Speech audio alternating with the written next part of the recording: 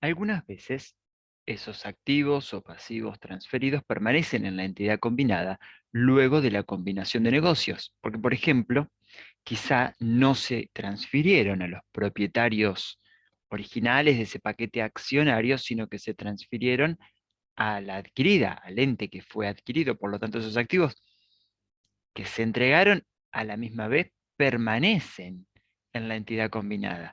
En ese caso, el adquirente, que si bien en términos individuales entregó los activos, retiene aún el control, porque siendo de la adquirida y controlando la adquirida, retiene el control sobre los activos. Por lo tanto, los va a medir por sus importes en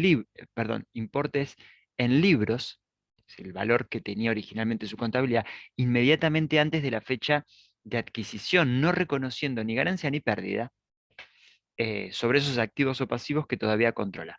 Diríamos, no va a reconocerle resultados, no va a tomar su valor razonable como el costo de entrega, porque en realidad sigue reteniendo el control.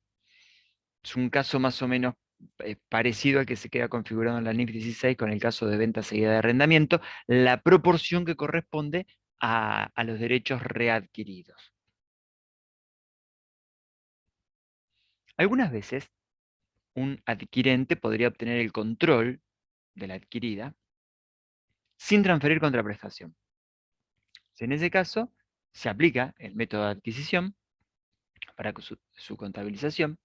Estas circunstancias incluyen que la adquirida, por ejemplo, recompra un número suficiente de sus propias acciones, de modo tal que un inversor existente ahora adquiere el control.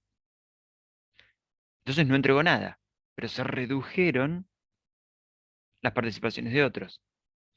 Que la cantidad de derechos de, de votos minoritarios que anteriormente impedían al adquirente controlar una adquirida hayan caducado.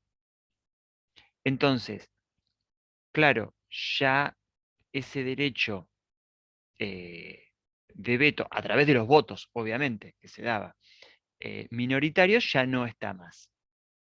La adquirente y la adquirida acuerdan combinar sus negocios, pero solamente mediante un contrato. Entonces, el adquirente no entregó nada, pues no compró absolutamente nada, pero a la misma vez hay un negocio que se combina y hay una parte que tiene control, pero no entregó nada al respecto.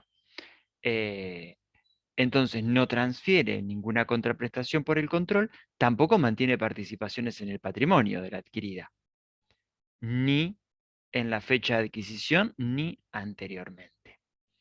En una combinación de negocios que se realiza mediante un contrato solamente, sin entrega, como hablamos, como el párrafo anterior, la adquirente va a atribuir a los propietarios de la adquirida el importe de los activos netos de esta última reconocido de acuerdo con esta norma. Es decir, que las participaciones en el patrimonio de la adquirida, tenidas por otras partes distintas del adquirente, los no controladores, son una participación no controladora en los estados financieros del adquirente posteriores a la adquisición, incluso cuando el resultado es que todas las participaciones del patrimonio sean no controladoras. En síntesis, uno podría decir, ¿tiene sentido reconocer que existe un control cuando no hubo compra en la participación? Y sí, porque son dos cosas distintas. Si corresponde que se reconozca el control sobre esos activos y esos pasivos, porque en realidad los tiene. Y el tema de reconocer aquello sobre lo que se controla está dado por la situación de poder, no por la situación de tenencia accionaria. Por eso yo soy bastante contrario a hablar de tenencia mayoritaria, tenencia minoritaria. Esto pasa por otro lado. ¿Hay control o no hay control? Independientemente de la cantidad de votos. Sí, la mayoría de las veces es verdad que se necesita mayoría de votos, pero no siempre. Bueno, en este caso, no hay ni un voto porque no hay una tenencia accionaria que se haya adquirido y sin embargo hay control por un vínculo contractual. Por ende, ¿es razonable que la norma me exija que lo trate de esa manera? Sí, es perfectamente razonable, porque hay control. Y como el costo de entrega es cero y no hubo una adquisición, con lo cual ni remotamente correspondería hablar de una plusvalía, toda la participación corresponde a los no controladores. Pero yo sigo reconociendo igual esos activos y pasivos, más la participación no controladora, porque de hecho los controlo. Y esa es la razón por la cual se va a aplicar este método, porque hay un control. La adquirente solamente va a reconocer como parte de la aplicación del método de adquisición la contraprestación transferida por la adquirida y los activos y pasivos adquiridos, o en el caso de pasivos asumidos, por causa del intercambio por la adquisición. Ahora, todas aquellas transacciones separadas deben ser contabilizadas de acuerdo con las NIF que les corresponden. Todo aquello que esté por fuera de la transacción de la adquisición se reconocerá por la norma que le corresponde, porque no hace a la compra. Imagínense que puede haber un montón de vínculos comerciales entre adquirente, adquirida, pero también con los propietarios o con terceros, pero que involucren a dos de las partes. Bueno, cada una se reconocerá por la norma que le corresponde si no está dentro de la transacción. Se consideran costos relacionados con la adquisición aquellos en los cuales incurre la adquirente para llevar a cabo la combinación de negocios, tales como honorarios, sí, honorarios en generales, honorarios de búsqueda, de asesoramiento jurídico-contable, de valoraciones, honorarios profesionales, etc. La adquirente debe contabilizar aquellos costos relacionados con la adquisición como gastos en aquellos periodos en los cuales esos costos se han incurrido y los servicios, obviamente, se hayan recibido. Como única excepción, encontramos los costos por emisión de deudas o títulos de patrimonio que deben tratarse con las normas que corresponden a esos temas. La NIF 9, financieros, y la ANIC 32. Pero volviendo al segundo párrafo, cabe notar que hay una diferencia muy grande con respecto a las resoluciones técnicas, porque cuando nosotros vamos al cálculo del costo y del patrimonio del ente adquirido para determinar el BPP en la RT18, estos costos vinculados con la adquisición para las RT son parte del costo de la adquisición, pero no parte del patrimonio del ente adquirido. Por lo tanto, no forman parte del BPP, pero sí forman parte del costo de adquisición. Esto genera que terminen activándose como valor llave, porque me van a dar un costo más alto y la diferencia entre ese costo de adquisición y el valor patrimonial proporcional que acabamos de adquirir, estoy refiriéndome a las RT, por favor, irá como plusvalía, irá como llave positiva. Entonces, en definitiva, en la RT, estos costos se activan y se terminan activando como llave, aunque desde el punto de vista conceptual no reunirían los requisitos de valor llave, es decir, no tienen que ver con aquel valor actual, perdón, de las superutilidades futuras, etcétera, etcétera. Pero en la práctica terminan incluidos eh, en la llave por la forma en la que se calcula la llave, que es por diferencia. Bueno, acá en la NIF no pasa eso. Para evitar que eso ocurra, directamente no se activan, sino que van a resultados. Entonces, en la NIF, el concepto de llave, ya complejo y cuestionado de por sí, busca reflejar en serio, en sus números, lo que conceptualmente dice que es ese valor de la superutilidad futura, o bastante difícil también de definir aquello que obtendremos o esperamos obtener en el futuro como, digamos, como extra de resultado. Bueno, la cuestión, acá van a resultado. Entonces, la llave que también o la plusvalía, en normas internacionales, que también se calcula por diferencia, no me los incluye porque no forman parte del costo de la adquisición. Fíjense que acá incluso el nombre es distinto, costos relacionados con la adquisición, pero no de la adquisición propiamente dicho. Como información a revelar, el párrafo 59 dice que el adquirente deberá revelar la información o una información tal que permita que los usuarios de los estados financieros evalúen la naturaleza y efectos financieros de una combinación de negocios que se haya efectuado. Los anexos dan información particular, pero la regla general es la de flexibilidad. En el momento de informar, el adquirente, que se supone quien mejor conoce las necesidades de información de sus usuarios, usuarios de sus estados financieros, es quien va a determinar cuál de toda esta información es relevante y cuál no, indudablemente. Lo que se le exige es que exponga información de manera tal que se pueda entender bien la naturaleza de esta combinación y qué efectos financieros futuros traerá. Ahora bien, terminada ya la norma, propiamente dicha, y yendo al apéndice, recordemos que el apéndice también es parte integrante de la misma norma y tiene el mismo valor normativo que el cuerpo general de la norma, de la NIF correspondiente. Bueno, esta norma no se aplica a aquellas combinaciones de negocios o entidades o negocios bajo control común, porque dijimos que carecían del principio de independencia que era exigible.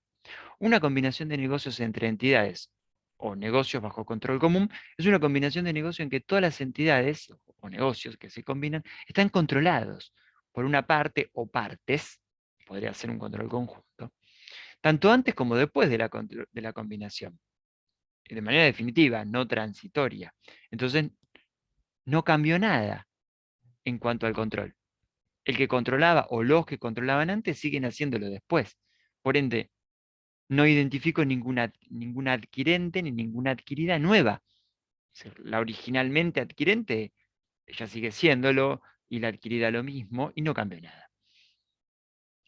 Esta norma define como una combinación de negocios, perdón, define una combinación de negocios como una transacción u otro suceso en el que un ente adquirente obtiene el control de un negocio o más de un negocio. ¿Cómo identifico el adquirente? Bueno, es aquel que obtiene el control de la adquirida. ¿Y cómo me doy cuenta que obtiene el control? Tengo que ir a la NIF 10, a la guía que me da la NIF 10 de estados financieros consolidados. Pero básicamente para identificar la adquirente en la combinación de negocios efectuada por intercambio de participaciones en el patrimonio, deberán considerarse también otros factores más y otras circunstancias. Por ejemplo, los derechos de votos relativos en la entidad combinada, luego de la combinación de negocios, donde generalmente la adquirente es la entidad que se combina. La existencia de una gran minoría de participaciones con votos en la entidad combinada, si otro propietario o grupo organizado de propietarios no tiene una participación de votos significativa, digamos, tendremos que ver cómo quedan repartidas esas minorías, porque quizá con una relativamente baja cantidad de votos, perdón, podría eh, prevalecer la voluntad societaria. La composición del órgano de gobierno de la entidad combinada, digamos, qué entidad es la que pudo poner mayor cantidad de directores, básicamente. Las condiciones de intercambio en las participaciones en el patrimonio, generalmente el adquirente es la entidad que se combina que paga una prima sobre el valor razonable de las participaciones. Más breve, la que paga una plusvalía generalmente es la adquirente. Bueno, entonces ya me doy cuenta, si pago una plusvalía, es altamente probable que esa empresa sea la que la adquirente. Así que generalmente el adquirente es la entidad que se combina cuyo tamaño relativo es mayor que la otra entidad combinada. El tema que habíamos mencionado al principio de adquisiciones inversas genera un inconveniente. Una adquisición inversa tiene lugar cuando la entidad que emite títulos, es decir, la adquirente legal, se identifica como la adquirida a los efectos contables sobre la base de la guía de aplicación de los párrafos B13 a B18. La entidad cuyas participaciones en patrimonio se adquieran, es decir, la adquirida legal, debe ser la adquirente desde el punto de vista contable, para que la transacción se considerara como una adquisición inversa a los efectos de esta norma. ¿Es una adquisición inversa? Es usual que la adquirente contable no otorgue contraprestaciones a la adquirida. En su lugar, la adquirida a los efectos contables generalmente emite sus acciones de capital para los propietarios del adquirente a efectos contables. Por lo tanto, el valor razonable en la fecha de la adquisición de la contraprestación transferida por la adquirente a efectos contables, por su participación en la adquirida a efectos contables, se basa en el número de participaciones en el patrimonio que la subsidiaria legal habría tenido que emitir para dar a los propietarios de la controladora legal el mismo porcentaje de instrumentos en el patrimonio, en la entidad combinada, que resultara de la adquisición inversa. ¿Por qué el texto me habla siempre adquirente o adquirida a efectos contables o a efecto legal? Porque justamente acá, como la adquisición es inversa, ya no podemos hablar de adquirente o adquirida a secas, porque lo que jurídicamente se da no es lo que económicamente se da en este caso. Anteriormente, cuando no es una adquisición inversa, yo digo adquirente adquirida, tanto contable como jurídicamente, una es adquirente, la otra adquirida. Bueno, acá no. Acá, desde el punto de vista contable, una es adquirente, pero desde el punto de vista legal es adquirida. Viceversa, la otra empresa, desde el punto de vista contable, es adquirida, desde el punto de vista legal es adquirente. Es por ello entonces que el texto, que está copiado casi textualmente de la norma, eh, tiende a ser redundante. Adquirente a efectos contables, adquirida a efectos contables o a efectos legales, para marcar desde qué óptica estamos hablando, desde la contable o bien desde la óptica legal. Ahora, ¿qué hago con los estados financieros consolidados? Bueno, los estados financieros consolidados elaborados después de la adquisición inversa se van a emitir bajo el nombre de la controladora legal. Pero no nos olvidemos que la controladora legal es la controlada contable o la adquirida a los efectos contables. Ahora, en notas se van a describir, notas en esos estados financieros, como una continuación de los estados financieros de la subsidiaria legal, que es la adquirente a los efectos contables. Digamos que los nuevos estados consolidados van a nombre del adquirente legal, pero son una continuación, ¿sí?, de la adquirida legal, porque la adquirida legal es la adquirente del punto de vista contable, realizando obviamente un ajuste retroactivo en el capital legal del adquirente a efectos contables que refleje el capital legal de la adquirida a los efectos contables. Ese ajuste se requiere para reflejar el capital de la controladora legal, que no nos olvidemos es la adquirida a los efectos contables. Y también se va a ajustar retroactivamente la información comparativa presentada en esos estados financieros consolidados para reflejar el capital legal de la controladora legal. No nos olvidemos de nuevo que es la adquirida a los efectos contables. El criterio, cambiando un poco de tema, de separabilidad significa que un activo intangible adquirido es susceptible de ser separado o ser transferido, dado en explotación, arrendado o intercambiado, ya sea como activo individual o junto con el contrato, junto con el activo identificable o con el pasivo con el que guarda relación. Pero podemos entonces identificar que puede ser separado del ente en su conjunto. Para aquellos activos con flujo de efectivo incierto, la adquirente no reconocerá una corrección valorativa por separado para los flujos de efectivos contractuales que en esa fecha se estiman incobrables, o una corrección de valor para pérdidas crediticias esperadas. ¿Por qué no lo va a hacer? Digamos, ¿qué está permitiendo que se reconozcan incobrables como activo? No, no, para nada. Ocurre porque ya los midió a valor razonable. Ya están medidos a valor razonable. Entonces, la medición de valor razonable ya está contemplada toda esta situación de no recuperabilidad porque afectaba los flujos de efectivo.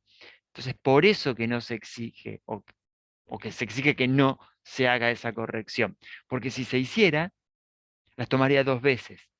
La tomé cuando hice valor razonable y las volvería a tomar ahora, con lo cual quedaría mal la medición.